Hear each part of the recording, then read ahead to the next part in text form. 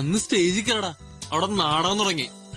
മറ്റൊരു വാർത്തയിലേക്ക്. ബസ്സിൽ വെച്ച് ലൈംഗികാതിക്രമം എന്നാരോപിച്ച വീഡിയോ പ്രചരിപ്പിച്ചതിൽ യുവാവ് ജീവനൊടുക്കി.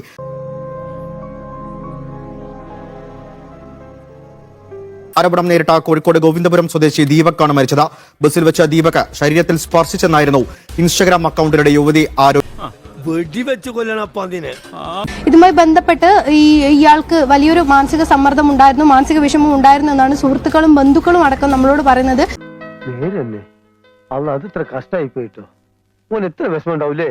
അതൊരു ഇപ്പത്തെ ഒരു ട്രെൻഡ് ആയിരിക്കണം. അത് പെൺകുട്ടിയൊക്കെ എന്തെങ്കിലും ചെറിയൊരു ഇഷ്യൂ കിട്ടിക്കഴിഞ്ഞാൽ, ഒരു തീം കിട്ടിക്കഴിഞ്ഞാൽ അവരെ മൈൻഡ് അതപ്പോൾ ചേഞ്ച് ആവാണ്. ഇപ്പോഴത്തെ കാലം അതാ. അത്യാവശ്യം ചുറ്റുപാടുണ്ടെങ്കിലും കുടുംബത്തിന് തലവേദനയായിട്ട് കുറെ എണ്ണങ്ങളുണ്ടെന്നേ.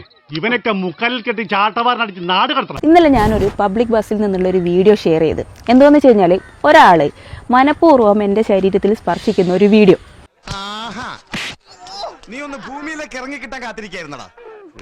ഒരു മിസ്അണ്ടർസ്റ്റാൻഡിങ്ങും അല്ല, ഇത് മേജർ സൈക്കോളജിക്കൽ ഇഷ്യൂവും സെക്ഷൽ ബൗണ്ടറി വയലേഷനുമാണ്. ശരിക്കിത് കാണിക്കുന്നത് എന്താണെന്നറിയോ? അയാൾക്ക് അയാളുടെ ഇമ്പൾസ് കൺട്രോൾ ചെയ്യാനുള്ള ശേഷിയില്ല, മറ്റുള്ള മനുഷ്യന്മാരോടുള്ള എമ്പതി ഇല്ല. ഇതിനൊക്കെ അപ്പുറത്ത് ആരും എന്നെ ഒന്നും ചെയ്യില്ല എന്നുള്ളൊരു മറ്റേടത്തെ വിചാരം. എന്നെ കുളം തോണ്ടി ചടങ്ങുകളിൽ ഒറ്റ എന്റെ നെയ്യായി പോയി. ഞാൻ വരട്ടെ.